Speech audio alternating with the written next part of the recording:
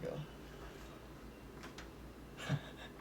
You do a little bit of shooting here and there, so that's what it looks like. Of course, yeah. How long have you been shooting on that camera? For a couple of years now. I have a figure skating company. Right. Was born here called the Patin Libre, and I was visiting with them in Montreal. Corporate sensibility, I guess, that 3D is being explored for, and not the artistic. Well, the 3D is being beautifully used in documentaries, IMAX documentaries, Right. and things like that, where you do get the off-screen effect, and it's all done to serve the purpose of the story. Being grounded in that place. Where conventional 3D movies, it's just an added reason to increase the ticket money. price. Exactly. The only, I'd say, quote-unquote big budget film that I know that utilized 3D in a way that actually made people think more critically about it was Avatar. Because I saw that in IMAX 3D showing, and it was an extremely sensory experience. The next week I saw it in 2D just because I wanted to understand what it was that made that film feel that way. And without it, it was an entirely different film. It was entirely flat, different flat, experience. flat. Yeah. In fact, the 2D film is called flat. Yeah. That's the language for it. Yeah. Is it flat or is it, well, usually that meant flat or in scope, like an old format, Right. or in scope. But Right. flat came out of the 3D, which was off-screen originally. Yeah. Scope and 3D came in the 50s at about the same time, and the theaters went for scope as opposed to 3D, mostly because it was just too difficult for them. They couldn't, at the best of times, film projection has not been a great art. And Imprecise? because the the people who do the work don't despise the medium of motion pictures. When I was taking my animation shows and different programs on the road, the first time out I used the projectionists in the theaters, and the second time out I brought my own guy and my own projector, because I couldn't guarantee the quality that I wanted for the audience without having my own person there. Exactly. The person who was handling it for the theater wouldn't ride it, because with the cartoons they were different. Each had could go a little bit off, and a show that was in sharp focus could wind up wildly out of focus in the next cartoon. You had to monitor it, and the projectionist would say, "Well, I'm not paid to do that," and it's like, "Excuse me, no one's paid to do anything. You either care or you don't care." You have to do it for the love of what you're doing. Yeah. So I just said, "You can't fight with these people. You can't argue with them."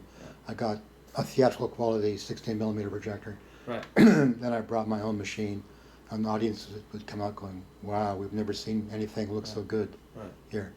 And the theaters would dock me $25 for a projector stand, because they had to get one for the projector. Right. And no sense of how to make things work. Yeah, just throw more money at something does not necessarily translate to quality.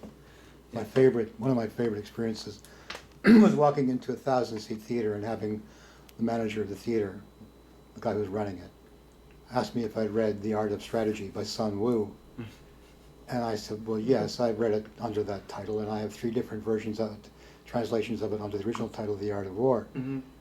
Excuse me, what are we talking about here? Yeah. But what he'd done was he'd taken the ad from my animation festival and sandwiched another ad for another animation festival they were doing down the road in with it. And what he did was he split the audience. So it was at the theater in Montreal, and we did 600 people over 2 days. And I was furious, because the last time I was there we did thousands. And but that was the biggest crowd he got since he took over the theater, so he brought me back. And this time I commandeered the advertising. I had it designed the way I wanted it done. And he thought we'd pull 800 people, and we pulled 1,000 easily, and had to turn away 500, and he was just staggered. And I resisted applying for grants. My father's brother was head of Public Works Canada under Pierre Trudeau, and he wanted me to ride the grants carpet, and I said no. And he was furious with me for doing it, but I wanted to have to make the thing pay for itself. I wanted to have to get people to come out, and then once they came out, keep them happy, challenge them, yes, but keep it inclusive to what you were doing, and make the program pay for itself. And I'm the only person that I know of independently who's done that anywhere. Yeah, no, you And, are. You and are. the result has always been stronger and more long-lasting. But to do that, you have to study. And to do that well, you have to study. And by study, I mean get anything you can that applies to what you're doing. So I studied advertising to, because I use advertising. Yeah. And I studied marketing because I use marketing. Mm-hmm. All those things. It amazes me. Someone said, have you studied marketing? And I thought, I can't work with this person. Because once they ask you a question like that, they're not aware of what's going on. Right. They're just thinking about it by the books. And the books don't work. Yeah, the books are flawed. If you get books written by people who built something up from nothing, David Ogilvy, I picked up his book, Confessions of an Advertising Man, off the sidewalk. I was walking on the sidewalk. Whenever I see a pile of books, I stop and look at them. Yeah. And I saw this book, Confessions of an Advertising Man. I thought, okay, so I picked it up, brought it home. And what was interesting was that people in advertising told me that my ads were wrong, that I shouldn't use text, copy in my ads, because people won't read it. So I read Ogilvy and he goes, yes, you will lose readers if you use copy in your ads, but the people who are interested in your product will read them. Right, because it's situated to them already. Yeah. Yeah. So he backed up and endorsed everything I was doing. Right. And he built Ogilvy and Mather up from, $10 he had in his pocket when he arrived in New York Right. into the major advertising company. Right. Then all the books he recommended I got, and then I tried different campaigns with different things that they suggested. The bottom line, it all comes down to just doing something interesting that people respond to. That was before I moved in here, before I started doing programs here. And not being held back by convention, right? Well, convention's the killer. It's the boring kind, right? It's the flat plateau that keeps everything going the same, right? Well, in 1968, I stumbled upon the I Ching. Yeah. And in hexagram number 48, which is the well, it teaches that the two great dangers in our growth are that the rope won't be long enough to get water out of the well, or through carelessness, the buckle will get broken. The rope not being long enough, it means you stay rooted in convention. Yeah. You don't break through and discover for yourself. You use the same tools without questioning why you're using them in the first place. Yeah. Yeah. And then the bucket breaking is you discover that what you've been taught is basically a pile of crap, and you become careless, and then bang, you're dead. So you always have to pay attention to what you're doing. There's no way around that. But the best things happen by accident. Mm-hmm. Mm-hmm. Do you think this has happened by accident? Totally. Yeah. No, I was doing shows up the street, and I had gone in. The place was dead, and I got to more people than they thought existed. And but no matter what you do, what situation you come into, 6 months later they forget, like clockwork. And they were being particularly rude, and I thought, I don't need this. Because if you put up with rudeness, you're going to get more of it. Whatever you put up with, you're going to get more of. And I just said to the audience, come down to my place, I'll show you two there. And I thought I'd use this place for one night and then find someplace else. And people walked in and said, we like this. And I said, you like it? They said, yeah. I said, good, this is where it'll be. But Cecil Taylor had been brought up to Canada by Bill Smith and Chloe Onari, who ran the Jazz and Blues Center, and they're friends of his, and he's friends with them. And he said the key to success in the arts is to find some place small in your own city where you can present your ideas on a regular basis without being interfered with. And the minute they said, we like this, I realized I have my small place. And I completely changed the style of my programming from what I was doing before, which was designed to get as many people as possible and then to sell beer, because you're in a venue that's based on beer, into doing things that I like, and films that I like, and ideas that I like. And then if someone comes along and says, will you do something, I do it. I hate people who won't give something a shot. I'll be honest, like, I wasn't initially familiar with your work, but I read, I brushed up on my homework, so to speak, and I very much admire your way of doing things on your own terms, right? I think... Well, you have to. Yeah, it's... Because if you're not, then why would you go to bed every night? Well, people do, and then they wonder why they're not happy. That's the problem. Yeah, and the thing is that I picked up a copy of the Cinema Year by Year, 1894, I think it was, to 2002. And in the introduction, they made the comment that in the 1920s, over 65% of the public went to the movies on a regular basis. Mm-hmm. And today that figure is less than 15%. Right. And you have to bear in mind that beginning with The Birth of a Nation in 1915, A movies were $2 a seat, which today is well over $50 a seat. Yeah. And there was something happening with the movies that is not happening now at all. You're not going to see it. I'm not saying that great films aren't being made, of course they are. Right. But in the business end of it, they don't know what they're doing. Right. They've lost their audience. Right. Today, people who are taking filmmaking courses, who come by here tell me that they're being told that movies are being made for 13-year-old Asian boys. It used to be 13-year-old American boys, but I guess they've lost that audience. Right. Right. Why do you think that is? Well, there was a deliberate decision. Mark Breslin went out to Hollywood to work on the Joan Rivers show. Yeah. And when it tanked, he was asked what he wanted to do, and he said, I want to write for the movies. And Mark was told, well, movies are being made for boys. You want to work for television. And there was a deliberate decision to make movies for boys because the filmmakers, for the most part, were male. And they thought of movies as, for boys because they were boys watching them. Yeah. But when they turned their back on women, then they killed the industry. Because the big difference between the 1920s and today, I read 1001 Nights, whatever it is, by Terry Ramsey, which is the first history of motion pictures, 1,001 Nights maybe. And he said the audience for motion pictures is between the age of 11 and 30, primarily between 14 and 24, and primarily female. And the audience today is within the same age brackets, but primarily male. And once they turned their back on women, they lost their audience in a big way. When you make movies women don't want to go see, then men don't go either. If you're on a date, you're going to go where your girlfriend wants to go. Exactly. And also probably another portion of that is obviously changing technological boundaries, right? And streaming and everything. Very little. That demographic between 11 and 30, primarily 14 and 24, lives to go out. Right, right. They're going out. They're a niche. They're just not going to the movies. Right. All these other things have some small impact after the fact. But the movies have lost their immediacy, where they commanded our attention. We had to go and see this, and they become, movies in the beginning were made for people who were sneered at by the educated. Movies were second-class entertainment. They were called illegitimate theater or bastard theater. Respectable people didn't go to the movies. Well, there's a lot less respectable people than unrespectable people, and they flock to the movies. Well, nowadays the movies are being made for respectable people, and the real audience, the unrespectable people, just don't find them interesting. Right, right. So you're going to a church sermon for the most part.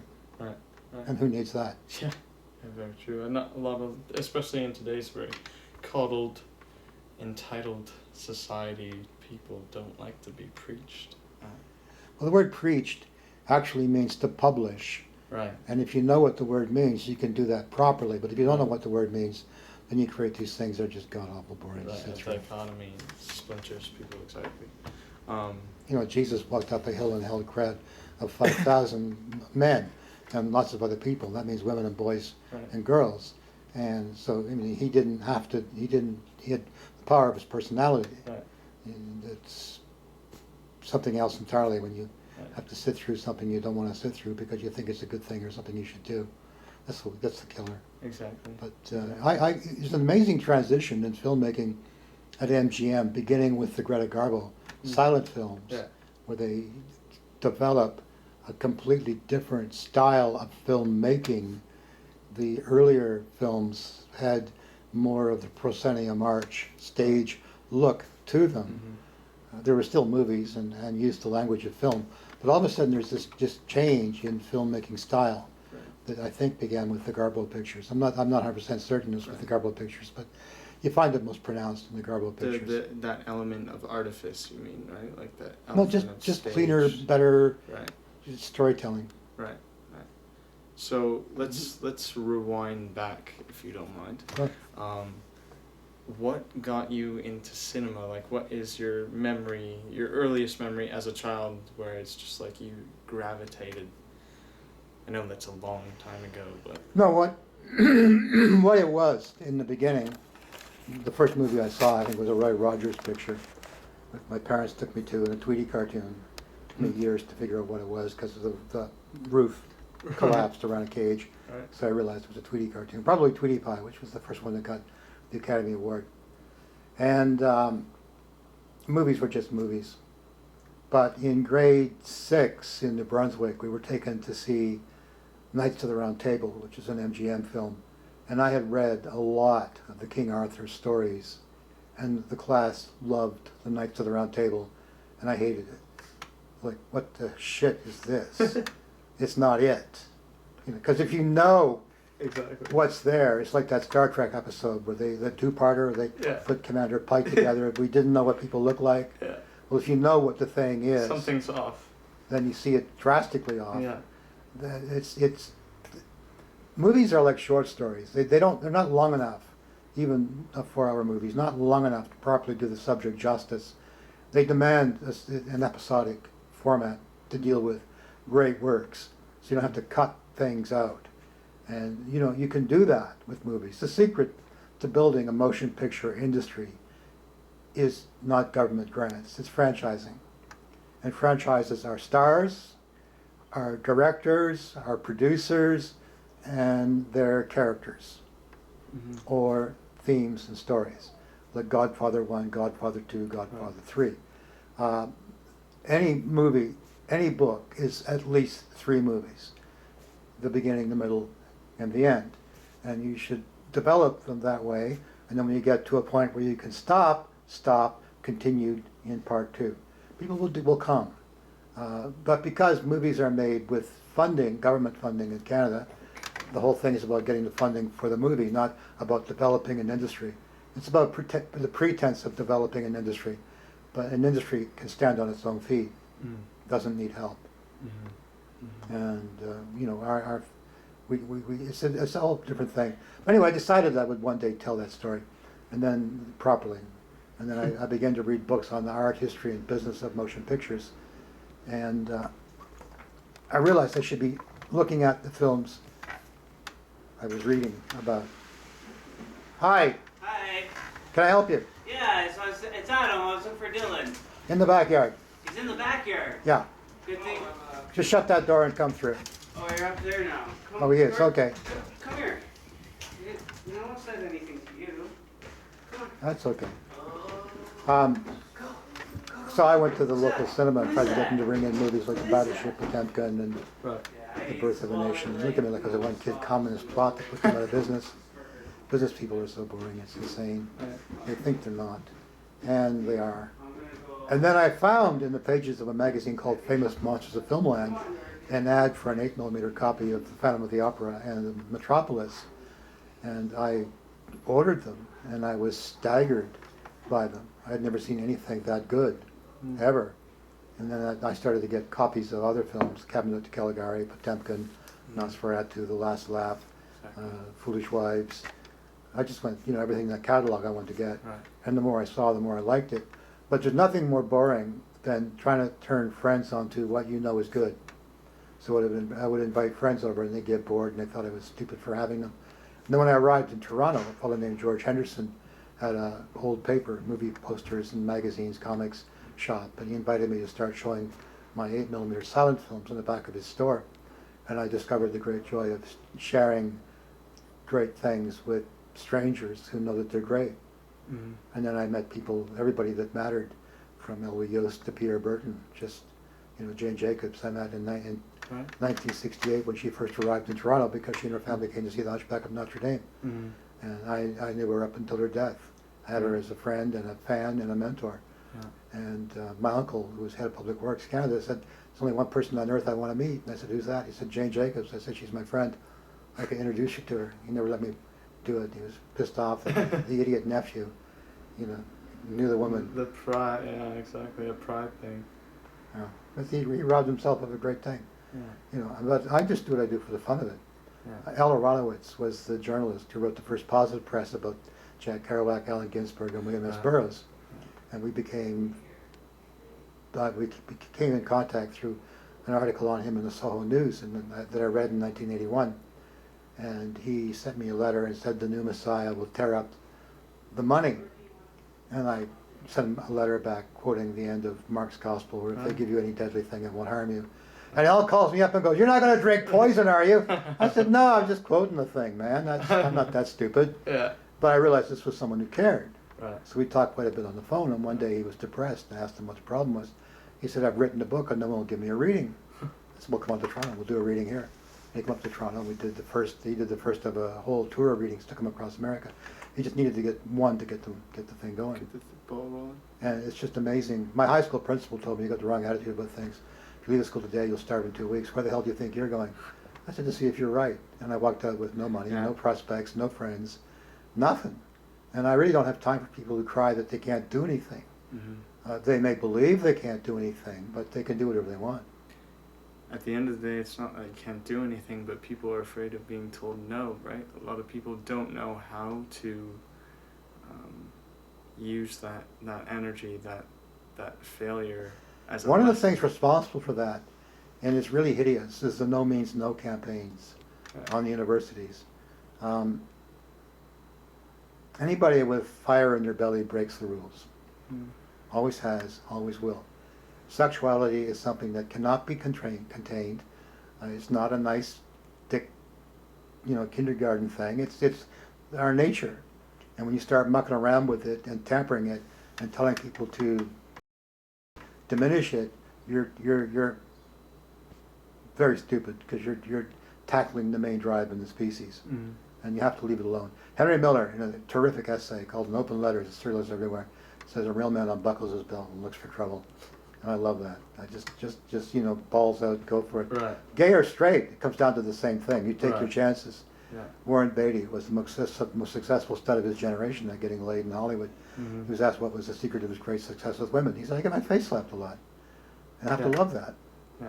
I want to know how it was that Warner Brother Animation, Looney Tunes, Merry Melodies, were able to produce such superior material year in, year out on what were essentially the lowest budgets in Hollywood, even lower than the Terry Tunes. Mm-hmm. And I brought Bob Clampett and Friz Freleng up here to do talks and pass what they knew on to young artists. And I met with Chuck Jones and talked with Tex Avery and discovered the secret behind Warner Animation was that the story sessions were called no sessions. Because the only word you weren't allowed to use was the word no. Because once you use the word no, people are afraid to contribute ideas, everything stops, it's hard getting it started. Right. So they just got rid of the word no. Right. And I apply that to everything I do. I get an idea, okay, bang, I'll go for it. It may be crazy. I bought a life-size replica of the Shroud of Turin. I saw a beautiful BBC documentary on the Shroud of Turin. Mm-hmm. And I saw a terrifically bad TV thing called Jesus, Faith, Fact, and Forgery. And I thought, I want to look at this. I want to have a copy of it. So I did a web surf, and there was one for $300. And I thought, no, if you're going to get the real deal. So I got in contact with Barry Schwartz, who was the Stirp photographer in 1978, who went over as part of a team of scientists to examine this. And he was raised as an Orthodox Jew. He was an atheist. He expected to walk in, walk out, and that was it. He wound up devoting the rest of his life to this thing. And it's interesting. You look at that, I look at that. You can't use the word you. We can only speak for ourselves. Right. And I look at what that man suffered, and I've got excellent documentaries on this, what they put him through, and whatever I have to go through is small potatoes next to that. Mm-hmm. Life is a whole series of deaths and resurrections. Mm-hmm. You get used to something, it falls apart, you have to regenerate and find something new, and preferably something that holds your interest. Because as long as I'm interested, I can do anything I want. Once I lose interest, I can't. Right.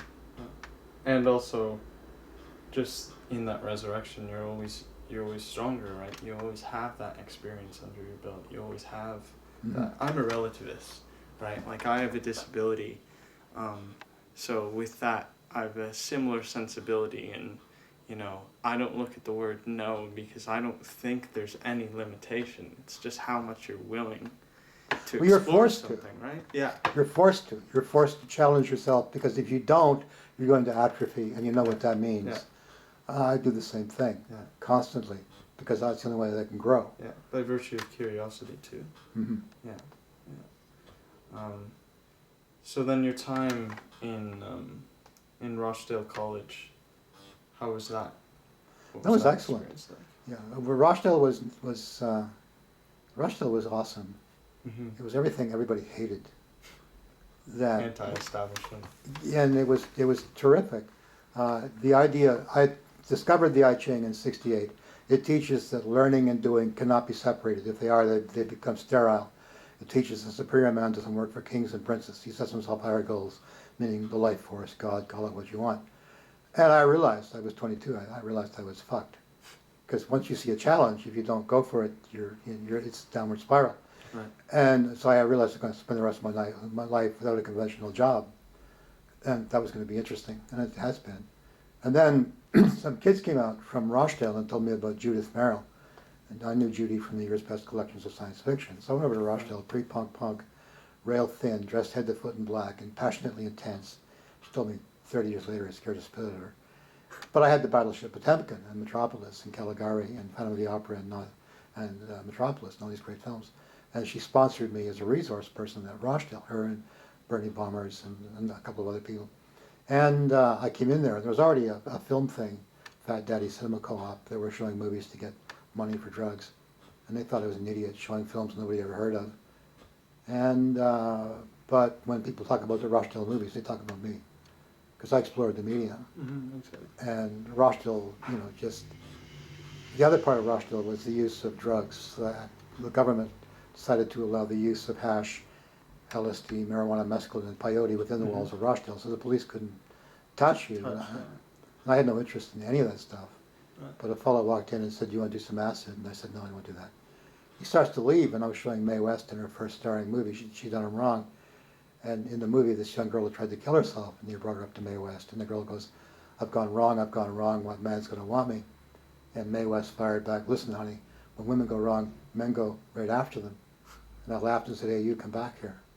And then I was glad, because I realized that essentially I had been deaf, dumb, and blind. I wasn't seeing, I wasn't hearing. Right.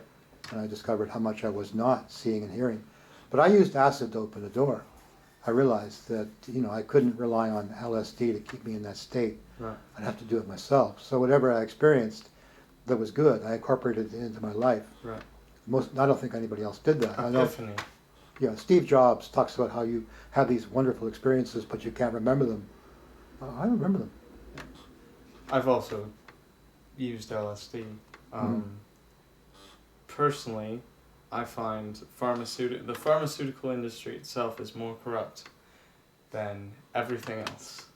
Well, yes. But it's the thing, ironically, it's the thing that's legal, right? Mm-hmm. Well, as a kid, I read an interview with Albert Schweitzer, and he was told by the person interviewing him that it was great he was offering an alternative to the primitive medicines of jungle witch doctors and medicine men. And Schweitzer replied, "There's no difference between myself and them. We're both trying to convince our patient that they have the power within themselves to withstand the worst the world can throw at them.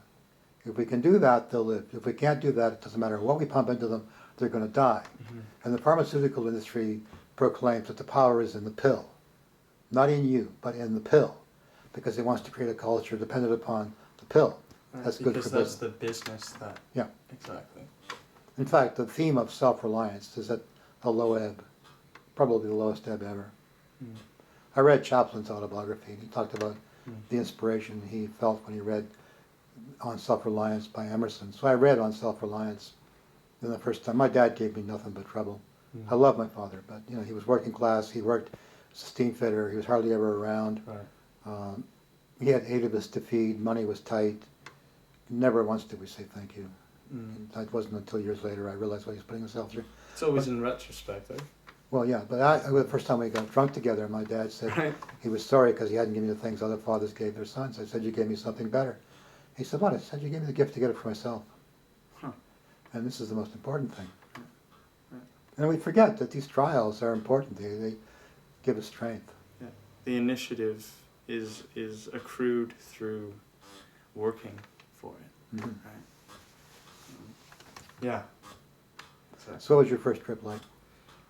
My first trip was, well, of course, speaking man to man, just the idea of how deep inside your own head you get. Mhm. I experienced a strong sense of ego death.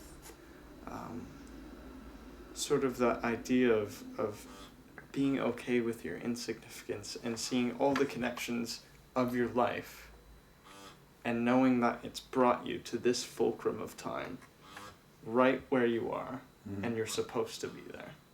It made me, believe it or not, even in that heightened state, it made me less heightened. It made me relax. Mhm. It made me let go of the triviality of things that a lot of people get angry about. I don't actually do drugs anymore, but it's necessary to my perspective as a student, as someone who wants to learn, and who wants, again, this is why I admire your work, meeting things on its own terms, right? Following the path that you want to follow because you're interested, not because Well, it's you're because forced. it is engrossing. I woke up one morning years ago. I was living on Albany at the time. I had an old-fashioned Underwood typewriter, manual typewriter, and the first line of a poem presented itself to me, and I thought, that's interesting. So I got up and you had to use one finger to get the full weight on the keys. Right. Like I used to be able to type with both hands. Now I can just type with one, but I type fast. Anyway, but I typed out, "The devil spoke most highly of you to me," said Jesus. That was the first line. And that was an interesting line. So I typed it out. And the second line came right away. He said when he came by, you invited him in. So I typed that out. He said, you said, would you care for a cup of tea or a glass of gin? In other words, you made him welcome. You weren't afraid of him. Mm-hmm. And this is the whole thing. People are constantly looking for devils and looking for angels to guide them. And they're being guided by devils and they're burning the angels. Yeah, I agree. Also, the stigma that just exists everywhere now, right? There's all these shadows, right, where people want to see them, or shadows created in the essence of other people's agendas. Well, yeah, I came out, when I came to Toronto, I came out publicly as a homosexual man. Right. Because it was easier to speak the truth. Here, And I mean, geographically. Here, yeah, than to lie to people and then have to put up with explaining everything to them later. Right.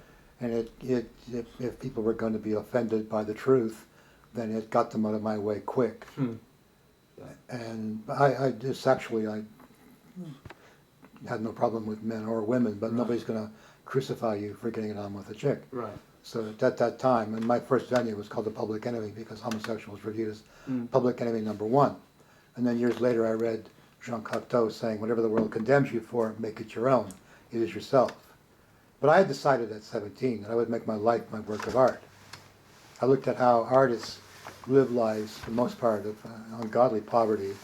And then when they die, the works they create, leave behind, become the resources of the extremely wealthy who couldn't recognize a living Van Gogh if their life depended on it. Yeah.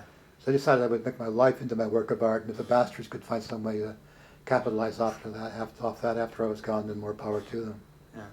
So I've never, I moved away from deciding to make films, and when I got into the I Ching, I moved completely away from the idea to make films, and just realized that your life is the most important thing you can do.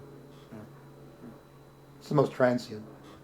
Mm-hmm. It's like, a mandala in the East, where the monks would make these beautiful, beautiful mandalas, and they would leave them alone for a few days and then sweep them away. The world's being cluttered with all these mandalas that we're saving. Saving for what, right? Yeah. Yeah. We don't want to be swept away. We don't want our work to be swept away. We want something to endure after we're gone. I'm quite content to have nothing endure after I'm gone. But I know my name will endure because I was giving a talk in there one day and I started to laugh and people said, "What's so funny?" I said, "I just realized that in 500, probably even 5,000 years, my name's going to be remembered." Mm-hmm. And they laughed and said, "How can you say that?" I said, "Those damn postcards." Those little wicked postcards. Right, And, right. they're going to be in shops all over the world. Right. Going, who is that guy? Right. I think yeah, there's this notion of just temporality, right? What do you find about, art? Do you think art should just exist and be preserved so it's almost objectified, or is it in its sort of temporal state? The day that the museum and gallery owners treat artists with respect, they treat the works of artists, then we can talk about preserving art. It's despicable.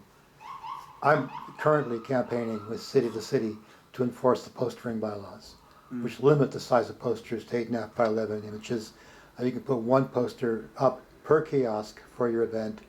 You can't put one on each side of a kiosk. You can put one per kiosk. I break the rule there a bit myself sometimes.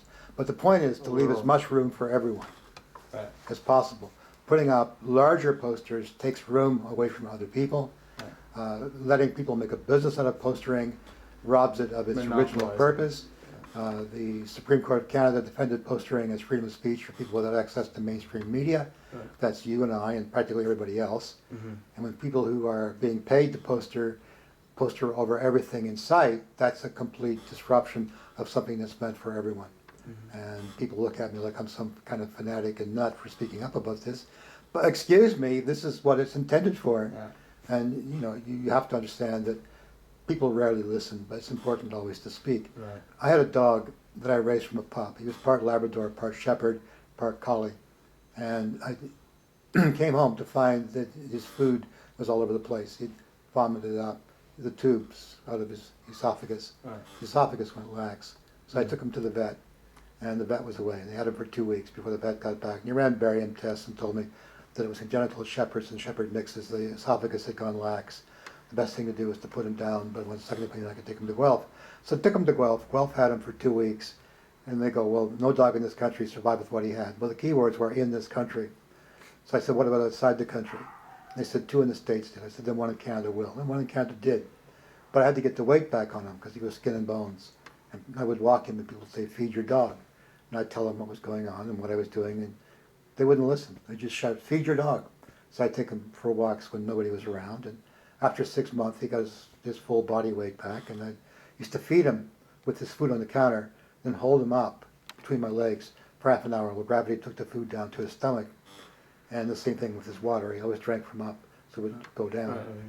And one day I'm getting his food ready, and I heard this voice in my head clear as a bell that said, I'm okay, I thought, are you? So I put his food on the floor, and his water on the floor, and he had complete remission. Really? Yeah, this is one of the things about becoming attuned through acid to the fact that all animals have a consciousness and can express themselves, and being receptive to it, and seeing ourselves as animals as well, not seeing ourselves as something separate from that primordial energy. Yeah. Definitely. So, in talking about your achievements, just out of curiosity, what have you been specifically most proud of that you've shown off here? I'm not particularly proud of the things that I'm showing here. I'm particularly proud of the people who've come here and gone off and done something remarkable with themselves. Alexander Hamel, who created Le Patin Libre. John Chris Falusi looked after my house when I was in Europe. There's a place I had up on Bathurst Street earlier, 712 Bathurst. He went off and revolutionized animation on television. Emo Phillips was a regular at my screenings at the Bathurst Church. I didn't know that. He told me. He sent me a postcard saying, honestly, I believe you're the greatest teacher I know. I take a lot of grief from people. They have no idea. It's easy to bear because I've got achievements that matter, which is other people doing things that matter to them. It's more important than anything else. Right. That widespread sort of dissemination of affecting other people's lives and not just advancing your own. Yeah. Yeah. It's something that's its own, and I know totally that magic, that feeling of influence. I don't influence them so much as I just give people room to breathe. Alex showed up here in 2004 to see Wizard of Oz, The Dark Side of the Moon. Right. And I said, you look just like Walt Disney's Pinocchio. He said, I'm in town playing the tail end of the whale in Disney on Ice.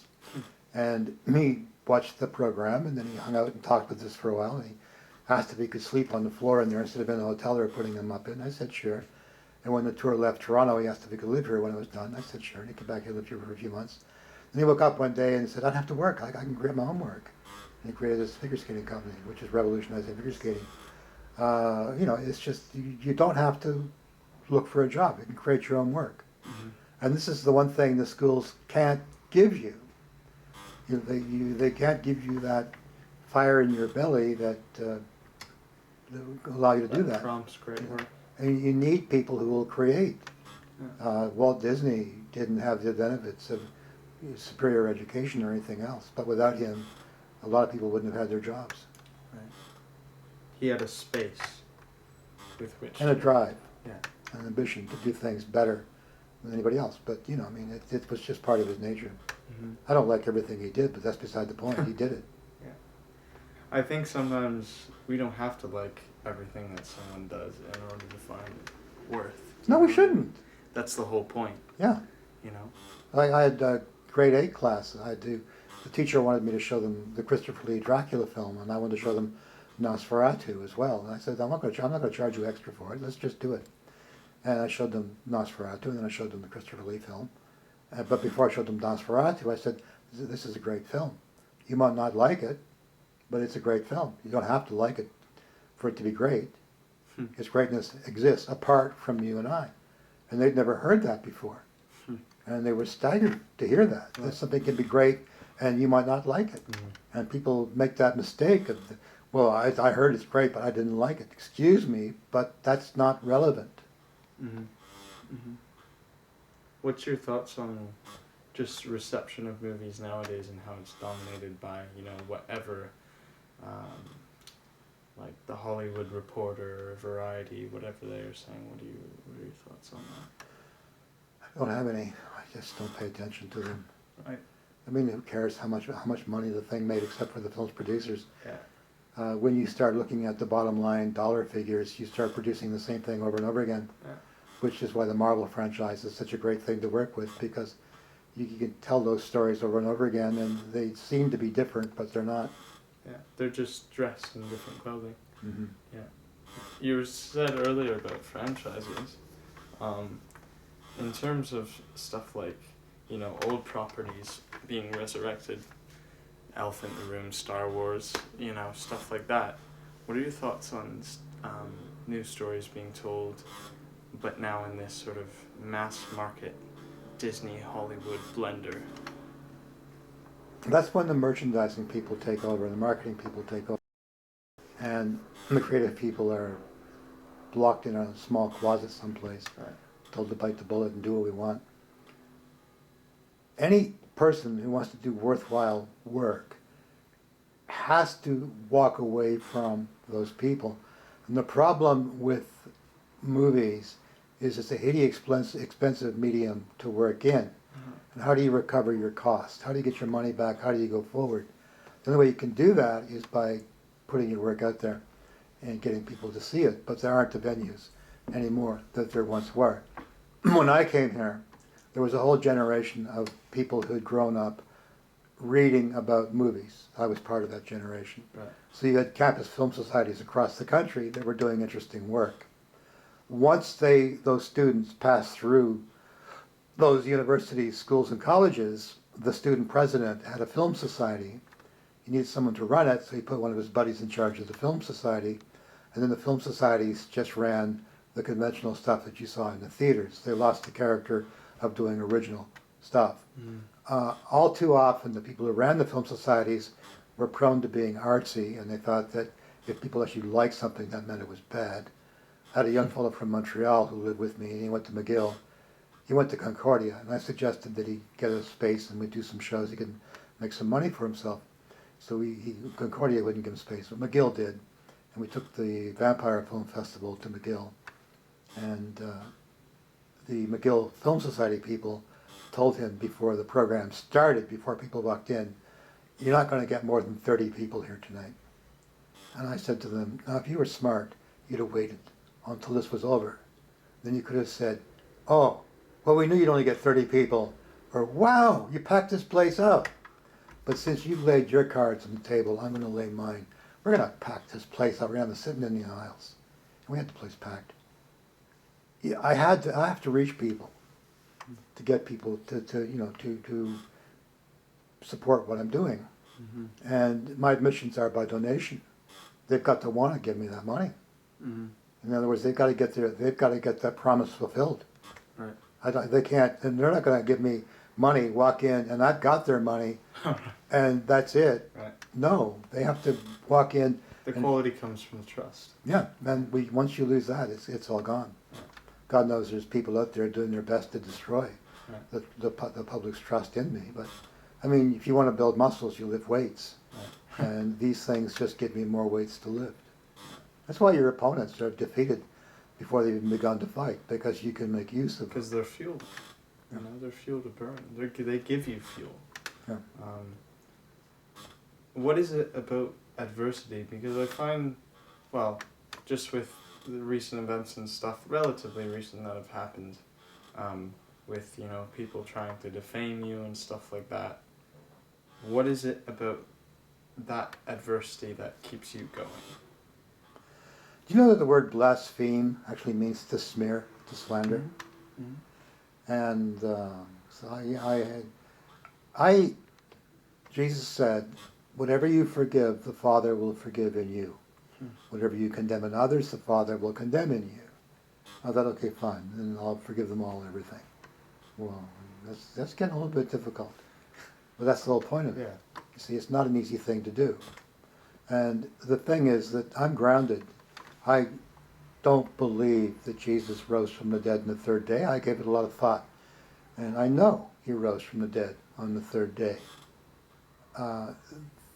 Peter and Paul, when asked about the Old Testament laws and about circumcising, specifically about circumcising the Gentiles, said, look, you can't impose one part of the law without imposing the whole of the law. And why burden with that which neither we nor the fathers can bear? Now, when conventional Christians say that homosexuality is against the Bible, they're just showing how ignorant they are. Because Peter and Paul made it clear, you can't impose one part of that law without imposing the whole of it. And you can talk to your blue in the face; they simply won't hear you. But then they're not sincere in what they're doing, so there's no point wasting time. Because they've already made up their mind. Then their mind is made up in the wrong direction. And this is the whole point of knowing, as opposed to just thinking you know. People go to a Billy Graham. We go to a Billy Graham rally in the thousands, and they get swept away and give their life to Jesus. Go out and buy a copy of the Old Testament. They never get past the middle of Leviticus. It's impossible to get past the middle of Leviticus. So then they wind up telling you, you can't do this, you can't do this, you can't do this. They never get to the New Testament, the leaven of Christ. They just spend their whole time, the rest of their life telling you what you can't do. Whenever someone points a finger, there's four fingers pointing back at them. It's an old cliche, but it's true. Right. The person who's the main source of my grief delights in everything he can think of, and it's amazing he spends so much time on thinking so negatively. It's just, you know, I look at what he does, and I go around town, I see my posters torn up, put up behind the stuff he's putting up. We just quietly try to take them all down, put them in the garbage before they hit the street. Right. But I don't get angry about it. What is the point? Right? Like, Get me angry. Yeah. No, but and not just that, but not his point. More the point of this whole slander campaign is it. Why don't you call him up sometime and just say, look, we all know you're doing this. Right. Why are you doing it? Right. Yeah. I'm curious. I am too, but just look, we all know you're doing this. So why are you doing it? Because it's not even a dialogue about aesthetic or cinema, right? It's not about anything. It's about commandeering the space on those kiosks for his customers, and they don't belong there. Right. Bottom line, and trying to get the city officials to understand that is you're talking to deaf people. One of the things I learned from Jane Jacobs is that the bureaucracy has always been massively out of touch with everything. You know, you look at Joan of Arc. When she's given over to the guards, they start to torment her immediately. And that's pretty much how it is with bureaucrats. There's just something lacking in the bureaucratic personality that, not in all cases, don't for a moment, I'm not tarring them all with the same brush. Right, no, But many of them just lack that essential character, the important part about caring. But I look at the Last Judgment. Jesus doesn't say to somebody, you know, you gave your buddy a blowjob, you're going to burn in hell. He says, you saw me hungry, you saw me naked, you saw me homeless, you saw me sick, You saw me in prison. You passed me by. And they go, when did we do that to you? He said, when you did that to the least of these, you did that to me. Oh, go to hell. Mm-hmm. And I looked at, and when I saw the posters smearing Terry Ross all over the city as a police informant, Terry had worked for the man, and he owed him money, didn't want to pay him, so he was trying to get him killed with street posters. I mean, Terry's the least of these, my brothers and sisters. Period. In other words, he's my Jesus. Mm-hmm. And that's why I don't go to church. I haven't got time to waste time going to church. Mm-hmm. My Jesus is the guy on the corner that you're passing by. Not you, but you know what I mean. Right. And all the people that I have living with me are all people that the world, Right. you know, they came in. The people who pass through your life. Yeah. Yeah, exactly. And they walk out transformed and with a sense of what they can do. But you know, we're here to work miracles. We're not here to do anything less than that. Right. You're working one just by being cheerful with your condition. Oh, that's very kind of you to say. It's the truth. I think it's more. Yeah, I don't see any other kind of life. You know, whether that might sound like a naive statement. But there isn't any other kind of life. You know, but just the fact of me, and I don't want to humble myself too much because I do recognize the adversities and the challenges, and I'm receptive to that. I'm not blind to it, but I don't want it to become a stigma or a thing that's the only reason why people know what I do, right? Well, it shouldn't be, but nonetheless, you're stuck with what you are. Exactly. Toulouse-Lautrec was stuck with being Toulouse-Lautrec. Mm-hmm. I had a friend who I haven't seen in years, who was a fine artist, sculptor, painter. Right. He's a very effeminate, pear-shaped man. Right. And he walked into a used bookstore, and two of the guys working at that store were Ontario College of Art and Design students, and they immediately began making fun of him because he had this pear-shaped, very effeminate manner, pear-shaped body, very effeminate manner. But Ivan always carried photographs of his work, big piles of these things. So I said, Ivan, do you have any pictures of your work? And he pulls them out. And then these kids saw his work, and then they went from dismissive to just rapture, Right. because they were seeing someone who was an actual master, not someone who was pretending to be a master as their teachers were, but someone who was making his life from his art. Right.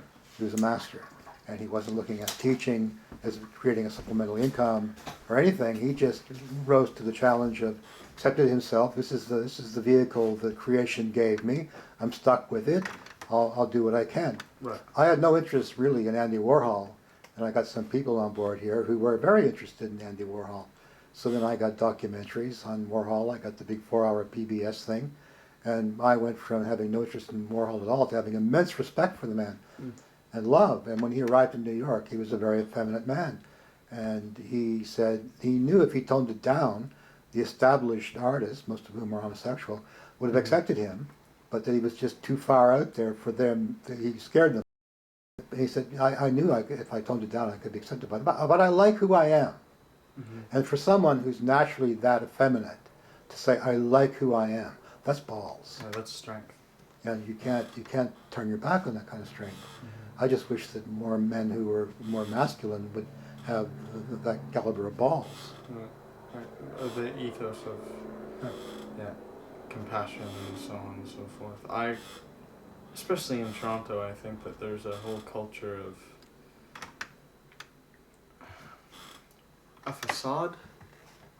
You know, That's true everywhere. I mean, I haven't lived enough It's true everywhere. to know. But Those are the phony people. They always up front at everything, and the ones who seem to be interested but have no interest at all. Right. And Oscar Hammerstein III put it beautifully. He said, being knowing and blasé is really the sign of a very unsophisticated person. The most sophisticated thing one person can say to another is, I know nothing about that, please tell me. Mm. And real people, real creative people are like that. They soak up information. If you are in their presence and you know something they don't know, they want to know it. Mm-hmm. The ones that give you attitude, just walk away from them. Mm-hmm. I love the guy at the TIFF.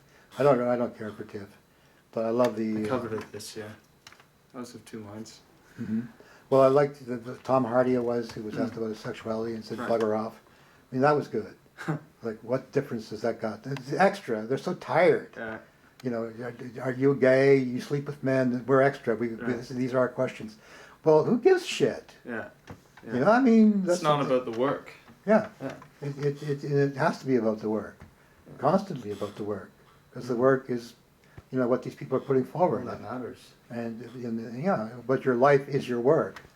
And if you're free enough to be able to jump into bed with both sexes, more power to you, and not be diminished by it, which is increasingly because of the fact that more and more people are coming up front with it, becoming less and less of a burden for those who are, in discovering the fact that their bells don't ring the way that they've been told they should ring. You know, you look at convention. In the Old Testament, David goes up on the roof of the palace, looks across the way, and there's Bathsheba, the wife of his chief general Uriah, bathing. Well, his blood leaves his brain, goes to his dick, and next thing you know, Bathsheba and David are bashing up a storm. Yeah. And then she finds out she's pregnant.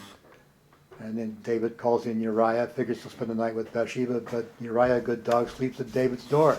Right. So he's screwed.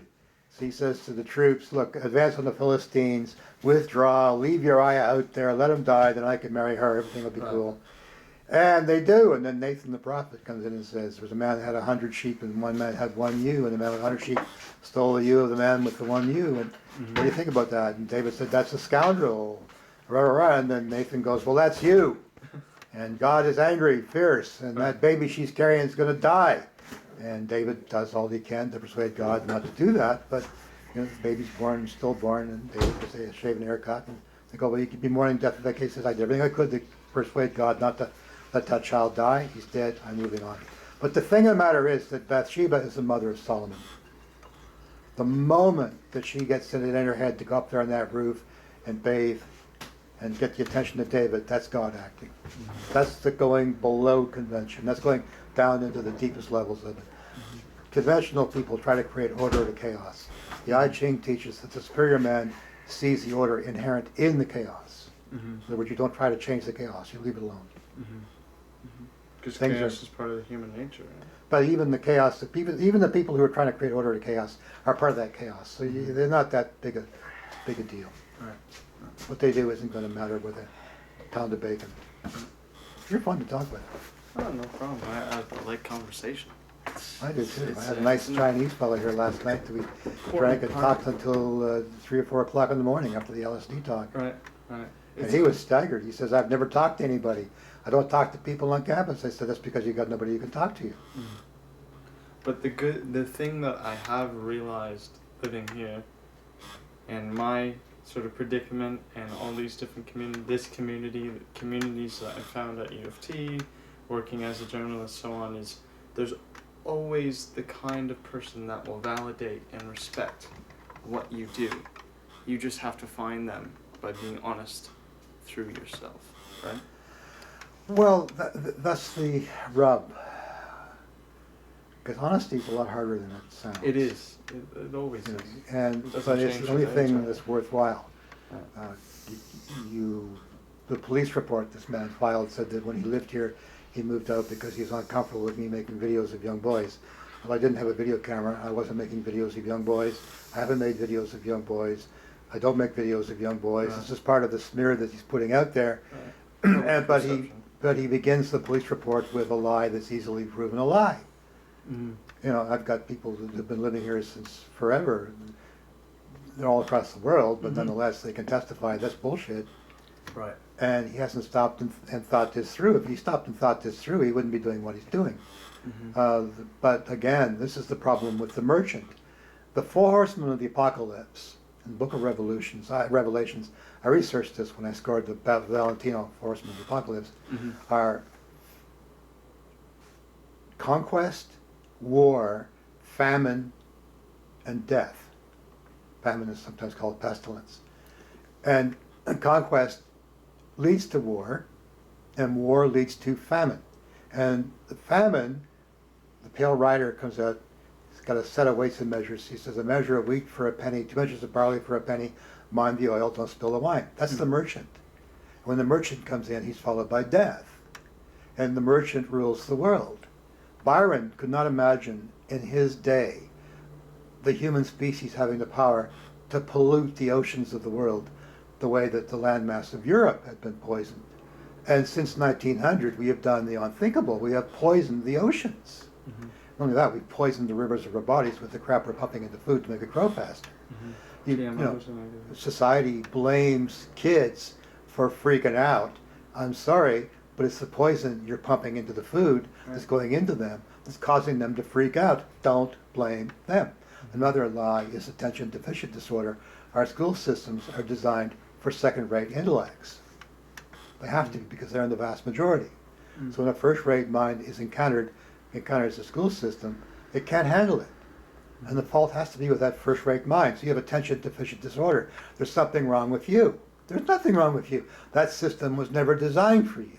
Mm-hmm. So it can't recognize you? You can't, because to recognize you is recognize its inadequacies.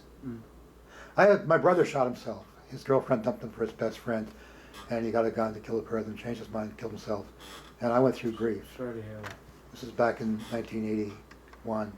And but the fellow I met the first night I came to Toronto had told me I was going to celebrate my 35th birthday in a psychiatric hospital after I lost someone very close to me. I laughed at him. But when on the eve of my birthday, my brother killed himself. And this one girl shows up at the wake. My mom says, stay away from her. And I said, why? And she said, well, he drank with her at 3 o'clock in the morning, and he was a skinhead. She shaved his head. Well, I knew if they drank, they talked, and who knows better than the person that you drink with. Yeah. I knew she had to be doing something to get it out of her. So I got a big bottle of hard liquor, a can of shaving cream, and a razor. Took her down to another brother's house, had her shave all the hair off my head. We polished off that bottle of liquor, and she told me what had happened. Then I had a brother-in-law who's an ambulance driver. He calls the hospital. The head shrink says, here's I had my head shaved. I'm identifying with my brother. And he says, it's not unusual for one suicide in the family to trigger another one, so it sounds like he's going to do that. You better bring him in. They can commit you for 10 days against your will. And I asked specifically not to be given drugs. And the first morning I was told, why not take your medication? I said, I was told I wouldn't have to take drugs. They said, take your medication. I said, I was told I wouldn't have to take drugs. Take your medication. Then they called security, and I was held down and forced given my medication. And then I was stripped naked and put in a room called the bubble room, which had a big plastic bubble in the door, so they could look in without opening it. And I realized if I didn't take my medication, I was going to be in there for a long time. So I did what they told me, and within a month and a half, I was turned into a zombie. On my 35th birthday, my sister brought the cake in, and as I was cutting it, the head psychiatrist said, do you know what's wrong with you? I turned 35 in the hospital. I said, nothing. I'm on time, I'm on schedule, I'm right where I'm supposed to be. He had no awareness. I'm looking at, how could somebody you met in a bar predict something this clear? And when I found out I could leave, I left. Because a friend came in and took me out for a ride, and I didn't want to come back. He brought me back finally. It was late. The man on the door said, you must really appreciate the treatment you're getting here. And instead of saying it's bullshit, I said, what makes you say that? He said, you didn't have to come back. And I was glad I was brought back, because once I realized I could leave, then I was out that door. The I Ching teaches the superior man's like water, plunges into every crevasse, fills it up, and moves on, never loses his character. So my dad would come in and say, do you want some money for pop or chips or cigarettes or something? And I'd always say no, but from that moment on I said yes. When I had just enough money to catch the bus from Hamilton to Toronto, I walked out like Boris Karloff as Frankenstein. And then I thought they might have somebody waiting at the bus station. Right. So I caught the bus to Toronto on the highway. And then I lived on the street for 2 weeks.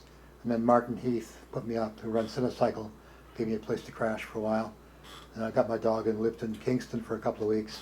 My aunt, Janet, was head nurse at the hospital where I grew up. And I realized I needed somebody officially who could say I was okay. So I went down there and spent the summer. And when they called up, she said, would you please bugger off? And she's a smart lady and tough. And I pulled through it. But bottom line, I had that prediction. You told me this was going to happen. But anyway, when you ask yourself why someone killed himself, you get the answer is why you would kill yourself. And I had the night that I was living on Albany, that I got the answer, and I realized I had to get out around people. So I went to the Roman sauna bath. They had a big, huge whirlpool bath. And I'm lounging in that whirlpool. And I look up and I saw a fellow coming towards me on wet tiles with no feet, just stumps. I look up and there's a beautiful young man balancing himself on wet tiles with no feet. And I thought, you asshole. You're sitting in here feeling sorry for yourself. This guy's got no feet, got a smile on his face, and he's balancing his body on wet tiles. You're an idiot. And then I read about him 2 weeks later in the newspaper, and he was born without feet and wanted nothing so much as to have feet and be a dancer. He had special wooden feet made that he wore out every couple of months with the fierceness of his dancing. Mm. You know, but life, you have to. I just have had confirmation all along the way that I'm on the right path. Things happen, and beautiful things happen. One day I got hit with being immensely horny and had an immense desire to get drunk. And I thought, there's nothing worse than being horny and being drunk. I had 20 bucks to my name. So I went to the Roman sauna bath, got a room, party, walked out, not as horny as it was when I walked in, but still horny. And right there in front of me on the sidewalk was a $20 bill. So I walked into the Parkside Tavern. I told the waiter to drop 8 drafts. I had 4 in front of me, 4 on the other side, and the difference in money, that was $15 change. Right. And I just did this. The man came along and said, "Do you mind if I join your table?" And I said, "Yeah, have a beer." He said, "You looking for a girl?" I said, "No, I'm just trying to have a beer." He's not going to make any money, so he leaves. Second fellow comes along. "Mind if I join your table?" I said, "Yeah, have a beer." He said, "You looking for a boy?" I said, "No, I'm just here to have my beer." He's not going to make any money, he leaves. Third fellow comes along. "Mind if I join your table?" I said, "Yeah, have a beer." He said, "Are you looking for drugs?" I said, "Nope, just here to have a beer." He's not going to make any money, he leaves. Then the whole bar moves over to my table and starts buying me booze. And when I reached the point where I felt like I was going to vomit, I ran out, grabbed a cab, came home, ran up the stairs, puked out my guts, and woke up glad to be alive. But I've always put getting laid before getting drunk. I hate people who want to have sex and they're too drunk to do anything. Right. And I imagine everybody else does too. It's just a waste of time. Right. Oh, it is. I find it a waste of time. Because, you know, sexuality is such a, it's done right. It's a spiritual experience, right? It's Meant to be. It's going back to the I guess just the natural state. Well, you control a right? society through guilt, shame, and the offer of redemption. And if you can make people feel guilty about the most natural thing that we do, Right. then you got them by the short hairs. Right. This is what our culture does, is it makes us feel guilty for being what we are. And it also engineers us as a system of dials to feel certain ways, right, through pharmacy. So you look at every television commercial, it's based on guilt, shame, and the offer of redemption. Mother's told she hasn't got time to feed her kids. Guilt, shame. Buy our prepackaged meal. Your kids will love you. Redemption. Right. That's the formula. So your projects here, for example, like with Nosferatu and Kid A, what prompted you to do a juxtaposition? Well, when I got asked to do Wizard of Oz: The Dark Side of the Moon, Yeah. I looked for something I could do that would be original Right. and that would be so far off the wall people would stop and look twice. Mm-hmm. And then I tried it, and I felt it worked beautifully. For me, it worked beautifully. Film buffs said, "You can't do that." That's fine. Film buffs don't come here. And people who came just went, "Wow, that's incredible. I had no idea. Wow, that movie's really good." Mm-hmm. And that's when I bring out the fact that the scoring on silent films is done by people who are not film composers. Film composers don't have music throughout the entire film. They use it, and they use it consciously. With silent films, there's music there always. They never let the film speak for itself. There's never a use of silence. And I've found sometimes silence is the best thing. Sometimes you want, that all that's required is silence, and it pulls the audience closer towards the screen, towards what's happening, gets them more involved in it. I brought up a man named Bernard Brown, who at 16 played first violin in the orchestra, which accompanied the Birth of a Nation. And he directed the sound recording on the Jazz Singer with Al Jolson, and pioneered multi-track recording on 100 Men and a Girl. Got 2 Oscars and 11 Academy Award nominations for his work with film sound, which he taught at UCLA when he retired. Right. I brought him up here for a weekend and as a private, well, for the public to meet, but for me personally, I wanted to talk to somebody who was right there at the beginning on the birth, because I felt that the Birth of a Nation properly scored would be as powerful today as it was in 1915. Imagine taking the soundtrack off 2001 and then having somebody chord on a piano for 2.5 hours. That's what we get with silent films. I don't care how good the score is, how good the person playing for it is, that's what we're getting. Kubrick chose that music for 2001 And Griffith made choices for the birth of a nation. They were his choices and have to be respected.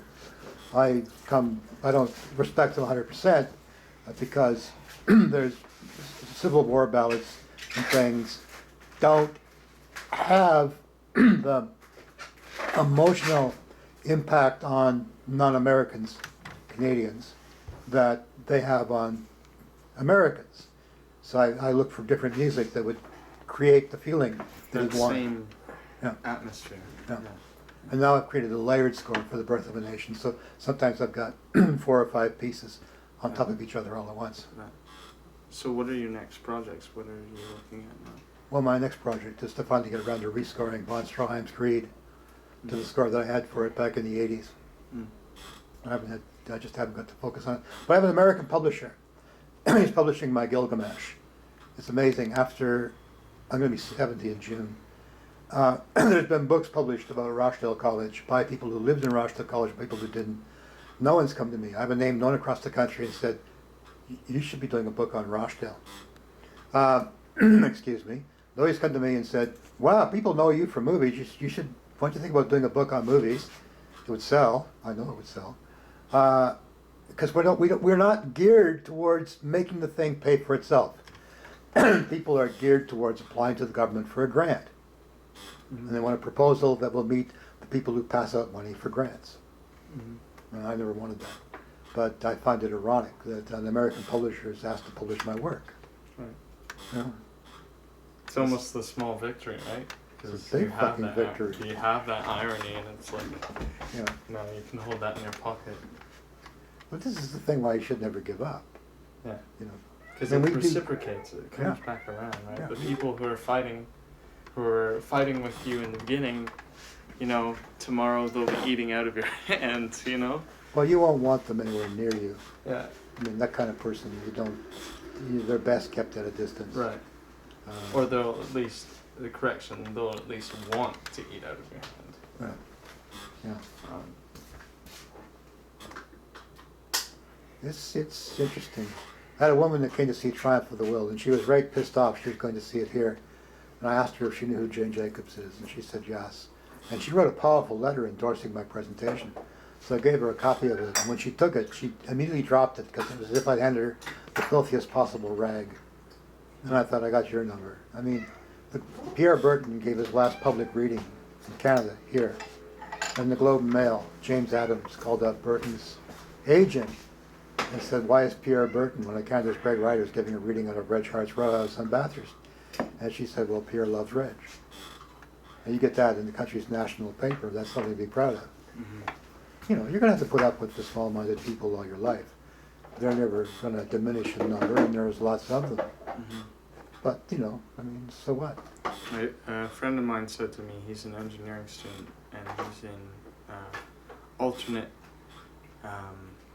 virtual realities engineering. So he's worked with like Steve Mann and stuff like that. And he said to me, it's not about being 100% or 200% better, it's just about being that extra 2%. Well, when I first started doing screenings out of The Public Enemy in 1968, the young fellow who worked with me then, Bernie Ashmole, said, you're just like my uncle. I said, yeah. He said, my uncle runs a drugstore. I said, yeah. He said, my uncle always gives people more than they paid for. I said, you know why? He said, why? Because when they go down the street to the other drugstores, they get exactly what they paid for, which is less than they got from your uncle. And star quality is defined as that little bit extra that you give from yourself. Mm-hmm. That 2% that you give from yourself. Mm-hmm. It's not in your contract. Mm-hmm. That's why people who insist on the letter of the contract, you should never hire them. Mm-hmm.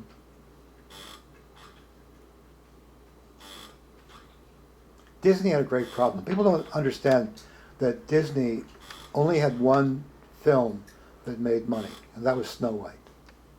Bambi, Pinocchio, and Fantasia bombed and bombed huge. He was fighting to keep the company. He had, in Kansas City, he would go through the trash. There was a photographer across the hall from him. He'd go through that man's trash and take out half-eaten cans of beans and finish them off. And he was telling that story, and someone said, that must have been terrible. And Walt goes, no, I like beans. He had gone without intensely without to create Disney. And he couldn't understand people who couldn't do that. He came up with a system based on merit, on the work that you did. The more work you did was an incentive, the more you got. And it was a generous system. The only people who didn't benefit from his generosity were the ones who weren't generous themselves. Right. And it was all done for the work. It was done for the passion of the art. Right? And the thing is that people like Art Babbitt, who left him, Art Babbitt created Goofy and was the guy who animated the mushrooms in Fantasia, I think. Mm-hmm. Dancing mushrooms. Art Babbitt was a brilliant animator. All those people who left him never got a chance to do anything near the caliber of what they did at Disney, because he was the only one striving forward. I got kicked out of a church for quoting Browning, "A man's reach should exceed his grasp." The congregation shouted, "We won't have that here," and rose as a body and threw me out. And the cab was going by, and I flagged it, and the cab driver stopped and said, when I get in the car, he said, "What happened there?" I said, "I quoted Browning, 'A man's reach should exceed his grasp.' I never got to, or what's happened before." They said, "We won't have that here." And they threw me out. He said, "My God, they're all losers." And that's what you find in churches. There's a saying in the East, "The nearer the temple, the farther from the Buddha." The same saying in the West is, "The nearer the church, the farther from God." Mm-hmm. In other words, Disney never said no. Right? No. No is... But you had to do it Walt's way. You didn't have to do it Walt's way. Walt looked for people to fight with him. Right. A couple of animators worked on a thing called Pecos Bill, and it was part of a feature film, the short part of the feature. And when Bill gets kissed by a girl, they animated this thing where Bill's pistols go off, it's a big orgasm gag. And they thought that would get Walt all upset. And he saw it and he goes, "Why can't you guys do more of that?" And they were so frightened of, losing his respect Right. that they couldn't risk losing his respect. And really, that's always what's required. Right. My first grade teacher in New Brunswick was the wife of the principal, and she asked us to draw stick figures of men and women. And I drew women with breasts and us with our gear. And she said, "You're an artist," and she gave me colored chalk and encouraged me. In grade 2, I was asked to draw stick figures, and when my teacher saw them, she said, "You've got a dirty mind," and she beat me. Well, that was a gift. I mean, I damn near died that year, but it was a gift. Because at the age of 7, I learned a teacher could be wrong. Because I knew my first grade teacher was the wife of the principal. If I'd been doing something wrong, she would have told me. So at the age of 7, I learned to think for myself. Now at the film that I was supposed to show at 5 that nobody showed up for, Jane Jacobs said, "I had great teachers in the 1st and 2nd grades who taught me everything I know. After that, the teachers were nice, but they were dopes."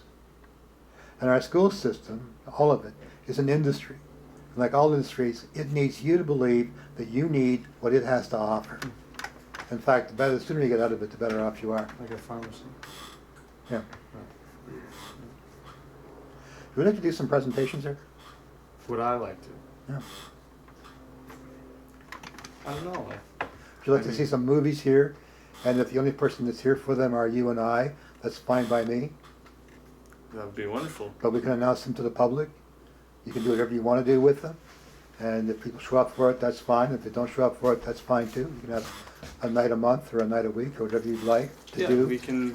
We'll set up a correspondence and work something for sure. That's what I do.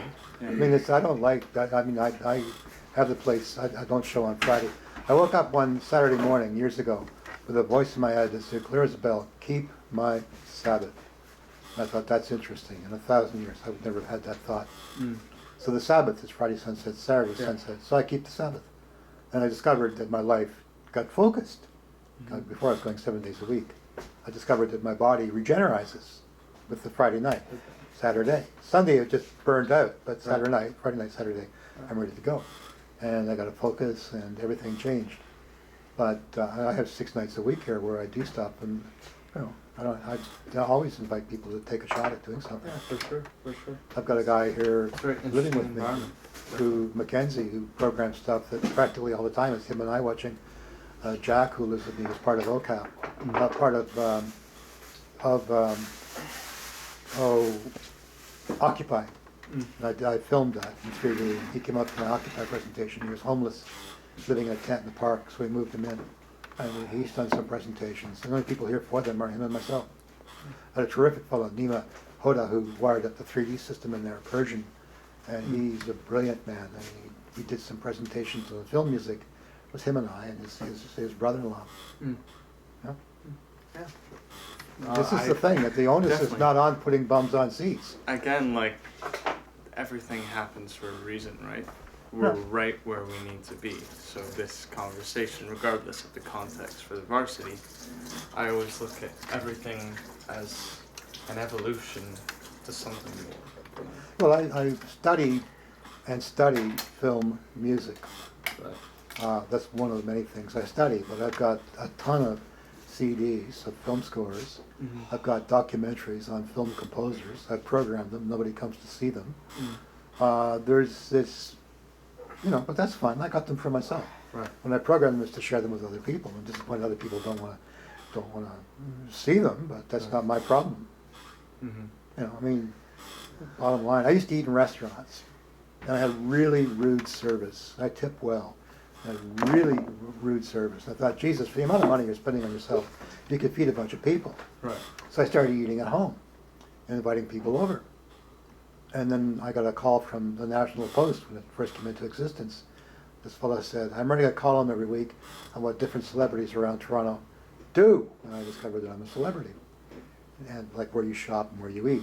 So one of the lads at the time shopped at Value Village. He called it Le Village de Value. So he said, where do you shop? I said, Le Village de Value. He says, where's that? I said, Le Village de Value. He says, where's that? Finally I said, Value Village. I don't go there, but I liked the sound of it. Right. And where do you eat? I said, my kitchen. Where's that? My kitchen. Where's that? My kitchen. Then I told him I used to eat in restaurants. I had particularly rude service, and I started eating at home, inviting people over. Anyway, when we were done, he said to me, you're the only person I've ever talked to for this column who makes any sense at all. I don't see the point going out there and you got this great godsend of money and you're going to spend it. Right. Do something with it. Don't put it in the bank, for God's sake, because it just decreases in value. Right. But invest in a property, anything that's going to accumulate in value over time. Social equity. Yeah. Yeah. You see these signs in streetcars and subway cars. If you put your money in the bank this much so many years ago, it'd be worth this much today. Right. Well, yes and no. With inflation, it's actually dollar value worth less than it was back then. Right. And it makes no sense to put money in the bank. But I like Alexander Moss. When he was on his deathbed, his son had his father put to bed for the last day, and the maid pulled off the father's pants, and a gold Napoleon and a couple of coins fell out of his pocket and rolled across the floor, and the father started to laugh, and the son said, Papa, Papa, what's so funny? And Dumas said, I came to Paris with one gold Napoleon and a few coins. I'm leaving Paris with one gold Napoleon and a few coins. All of my life people have been telling me I can't handle my money. I had a grand time, and it didn't cost me a cent. And he enriched the world with his passing. Literally. People die with vast amounts of money in the bank, and what have they done? Nothing.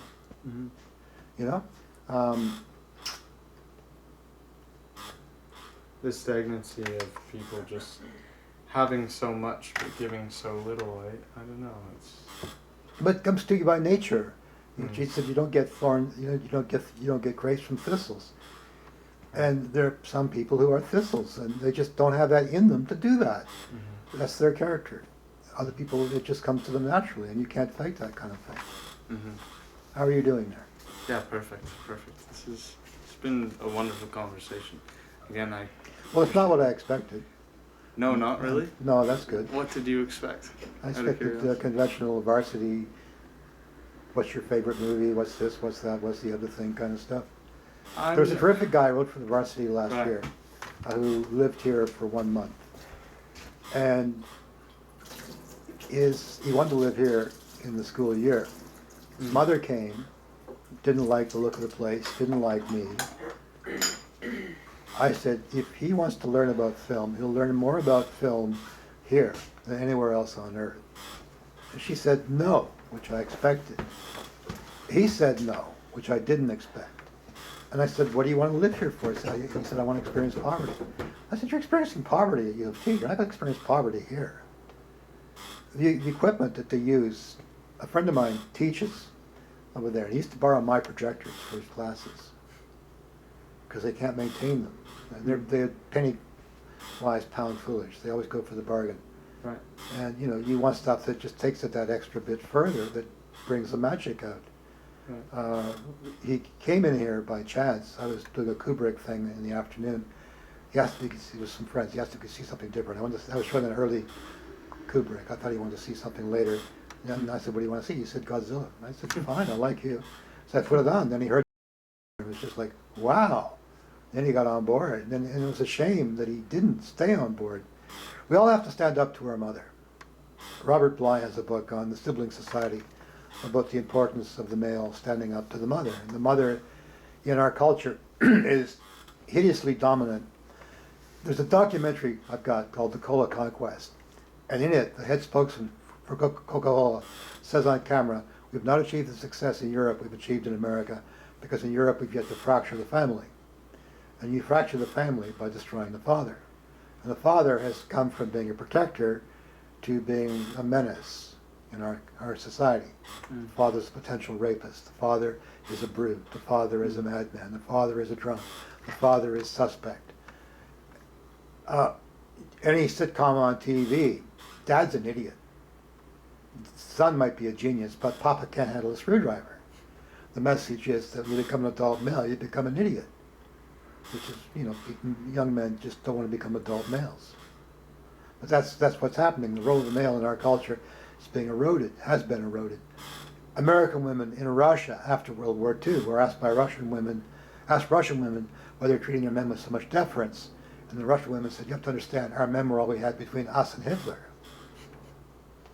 Right. I also think I read this excellent article about a month ago, I believe, just talking about the coddled state of political correctness, right? Like, people now in education, political correctness is held at such a high standard that people can never challenge anything because everyone lives in fear that those people will their mental health will deteriorate or be pushed because they're not used to. Jesus said, "Unless the strong man be politically tied down, the thief can't enter the house." Right. And the strong man is tied down. I was invited to the Metoscope Theatre in Montreal, which is now gone. When I got there, I found that it was the first motion picture theater built as a motion picture theater in Canada and the United States. At the bottom end of St. Catherine Street, in the middle of the gay ghetto, Montrealers don't go there with armed guards and police dogs, I like to say. And there was a 1,000-seat venue, and they split it up into 500, 350-seat rooms. They gave me the 3, and I wanted the 5. Upstairs, at $2 a pop, they showed Roman Polanski's Pirates, 12 shows over the 3 days I was there. I did 4 shows over the 3 days that I was there. Pirates pulled 60 people at $2, $120. My program pulled, 4 times 3 is 1,200 times 7, $8,400. And we turned away hundreds. And as I was leaving, the manager said, "Mr. Hart, we had complaints about your show." And I said, "Well, love, upstairs in the room you wouldn't give me, which we needed, you pulled 60 people, did $120. Downstairs, we pulled 1,200, turned away hundreds more, and we did $8,400. I'd be saying thank you as soon as you come back." She says, "You're never coming back, you're too rude." And I never did. Theater's gone. But I walked out that first night in Montreal. I said, "Hi, I'm Reg Hartt. I grew up in New Brunswick. I live in Toronto. I understand you people in Montreal don't care much for folks from Toronto. I love Toronto. Only speak one language, English. You don't like it? Tough." And they leaned back and sighed as if they had a collective orgasm and said with one voice, "Ah, an Anglo with balls." And I had a huge audience in Montreal. I don't go to Montreal and do shows because the independent theaters are gone. This is the value of independent theaters. It gave people a chance to get out. The chains are mercilessly boring. Mm-hmm. They make a pretense of, with TIFF and stuff like that, of making their spaces available, but they're mercilessly boring. Right. Every once in a while they have the artistic, but really it's just factory. Yeah. Mm-hmm. You know what Warhol did with film? Paul, whatever his name is, the guy who made the Frankenstein and Dracula, Paul, I don't know, maybe I got his name wrong. Warhol just took his camera and filmed. Mm-hmm. Then he was told he had to do some editing, so he would stop, start, and as far as Warhol was concerned, that was editing. Warhol took film back to the beginning. Filmed things. He didn't make movies, he filmed events. He filmed people. He put them in front of a movie camera and then walk away and just leave them there with no person. He did that to Salvador Dali and left him there for 3 or 4 minutes. The mustache just drooped. He did interesting stuff. But this other fellow came along and said, "You're not really making movies." So he's the one that made the Lonesome Cowboys and all those sort of Warhol films we think of as the Warhol films. But the Warhol stuff was way before that. And he made his own venue where he could show them. And then Wakefield Poole went with some friends to go to Mame, the premiere of Mame, and it was sold out. So him and some friends went slumming and went to a gay porno called Highway Hustler. It cost $5 a seat. And within moments they were sleeping, and Poole thought, I could do something better than that. He went over to Fire Island over 3 weekends and made a movie called Boys in the Sand. And he took it to the people who handled porn. They said, well, it's not a very good porn film. We'll give you X amount of dollars, less than what it cost him to make it. He said, screw that. He was a choreographer for Dinah Shore's show on TV, major Broadway shows, and stuff like that. And he created he choreographed a porno. It's not a porno. It's a sex film, male sex film. And he four-walled with his partner the 55th Street Playhouse, which showed Japanese subtitled films. And they four-walled the 55th Street Playhouse and offered their film with the same pride MGM was offering 2001. And for out of a year playing in a small theater in New York, that movie placed in the top 50 box office films in America, which says a hell of a lot for the power of an individual piece of work and how you can tackle any medium and transcend the limits of that medium. And Marvin Schulman was his producer, and he told me when he saw the men and women who lived in shopping carts lining up to be among the first to pay $5 a pop, this is back in 1972 when $5 was $5, to see that movie, he didn't need a critic to tell him that they'd done something good. This is the problem. People are taking classes on filmmaking, and all they're being taught is conventional. They're not letting that fire that's in them burn so they can create something new. The madness that creates new things constantly. Plato said, he without the muse's madness in his soul attempts to indict poetry. He finds that the poetry which he creates in his sober senses is beaten hollow by the poetry of madmen. And you've got to let the madman out. Mm-hmm. Mm-hmm. Do you find that do you find any people nowadays that are working in film, not just in Hollywood, also in independent film circles, that you respect or admire for their sensibilities? I like people I like, but I don't have anybody that makes me go to their way to see their work. Right. Who do you like? Here's where it gets more conventional. Well, off the top of my head, the first person I have to say is Guy Madden. Right. But I'm amazed that Guy Madden's never walked through my door. Mm. You know, I would have thought he would have. In terms of conventional film, it's all the same soup, really. Have you ever watched the work of Paul Thomas Anderson? Not that I know. He's very good. Very just his sort of the synergy that he has between film, the visual language of film, the visual lexicon of film, with a sort of, especially his later films, because actually, going back to Kid A, Johnny Greenwood from Radiohead has scored his last 3 films. Yeah, last 3 films. And it contains music that's almost going, it has this friction between the images. But I think, personally, as a filmmaker, he's always been some individual that is just extremely interesting in how he operates in the Hollywood space, but he does things that I don't see any Hollywood filmmaker do.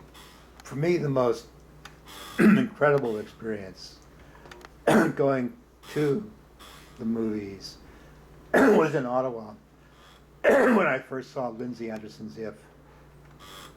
And I was just completely, and we don't get that. This is one of the problems when you have a permissive society as opposed to a repressive society, because the bold strokes become less and less bold. because they're accepted. It's passive. But when that film came out, and then you had that beautiful romance between the young boy and the older boy, and Malcolm McDowell and the girl, and then the rebellion at the end of it. But it was just the way that he filmed it and the way he presented it, and in that moment in time, it just was kaboom.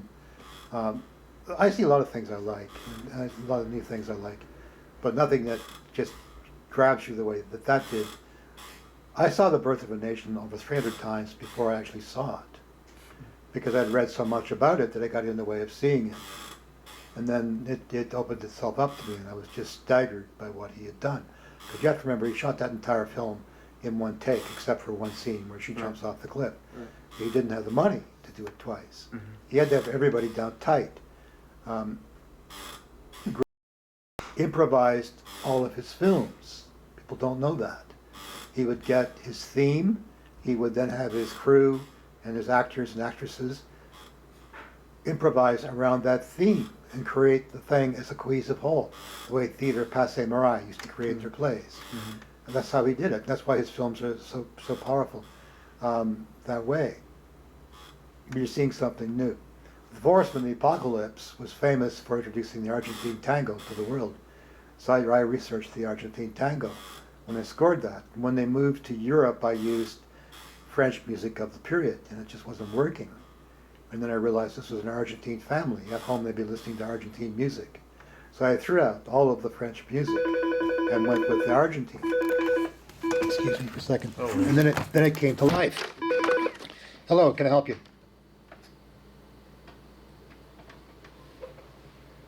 You've got the wrong number. Anyway, there were two people here one night, a man and a woman, and they watched it. That sucker's 3 hours long. And after the first reel, the woman turns to me and says, "The music, the music, the music." And when it was done, the man said, "We're from Argentina. You had that on the beat all the way through. We're going to send Argentine people here." And that's something, you know. Whatever you do that's original will be put down. You know, Jean Cocteau said, whatever they find fault with in your work, that's the part you keep. It's you. That's the new, emerging. Coming out the back, Dylan said, Uh-huh. "Taking out there." Okay. Sorry. Walking through with my dog. all right. Is that okay? Sorry. Of course it is. Just walk Okay, through. yep. Sometimes I don't think about asking, and some people are not comfortable with dogs in the city. Well, Come on, then, Dorothy. Come on. I know, it's not your house. are you planning to be here this long? I'm not complaining. I'm enjoying your company. No, I sort of, I kept a long window of time to just let it Good. naturally unfold, right? Conversation is important. And as a journalist, I find the reason why I don't ask conventional questions is because I don't want conventional answers, right? Yeah, well, I tried to get student journalists to put away their pads, Mm-hmm. put away their recorders, Mm-hmm. and trust themselves.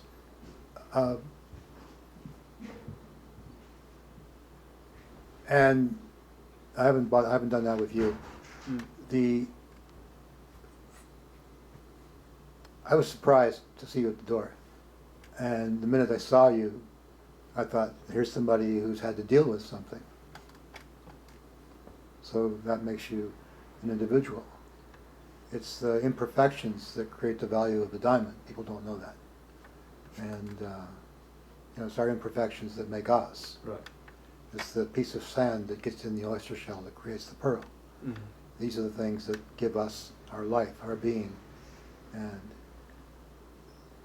Jesus said, the truth will set you free. Well, the word religion comes from two Latin words, re, which means back, and legare, which means tie. And the word religion actually means to tie back, to restrain, to bind. So the last thing the truth would do is tie you back, bind you, restrain you. Right. So that you discover, if you know the meaning of the words, that this got nothing to do with what we call religion. Mm-hmm. It's got to do with you being you, not me being me. And then whatever way you came out of the factory, that's how you're supposed to be. Right. That individual essence is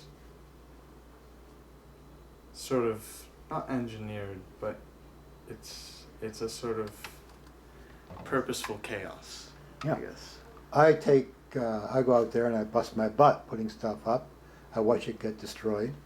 I often only get one or two people. And as far as I'm concerned, right now, that's what destiny wants me to experience. Right. So let's go for it. And this one fellow showed up June 2013. He was Indian, from India, and he wanted to see the cartoon program, Sex and Violence, with him and I. So I put it on for him. When it was done, I said, would you care for a beer? And he came out to the kitchen, we had a beer. He said, are you married? Have you got kids? I said, no, of course, that's a $3 bill. He goes, oh, I realized I was 8. When I was 8 in Bombay, I realized I was gay. Mm. And he was going to live out in Richmond Hill, and he decided he was going to live here instead.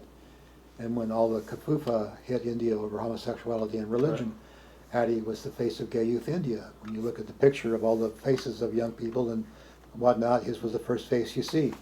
I emailed Extra and said, you know, the face of Gay Youth India is living over here. I thought they'd at least send somebody to talk with him. Instead they interviewed him by email. Just getting up off your butt and going out there and, you know, hitting the street. Really engaging with something. Yeah. People think that Jane Jacobs was about walks. Jane Jacobs was about standing up to bullies. She did her research by walking around cities. These Jane Jacobs walks are all very nice, but that's not a Jane Jacobs walk. A Jane Jacobs walk is when she's going out researching for a book, doing her field work. People usually hire students to do the film work and then take what they give them to fit the premise they want it to fit. She let the premise show itself to her. And it amazes me that these people aren't getting behind me in this battle. Mrs. Jacobs saw street posters as a newspaper of the street. And you know, the people who are creating all these things in her name ought to be right behind me 100% with this. Instead, they're as removed from it as possible. Mm. Why do you think that is? Because they haven't got a clue. They're nice people, but they haven't got a clue. Right. As she said, they're nice, but they're dopes. All right. I think we're good with that right there.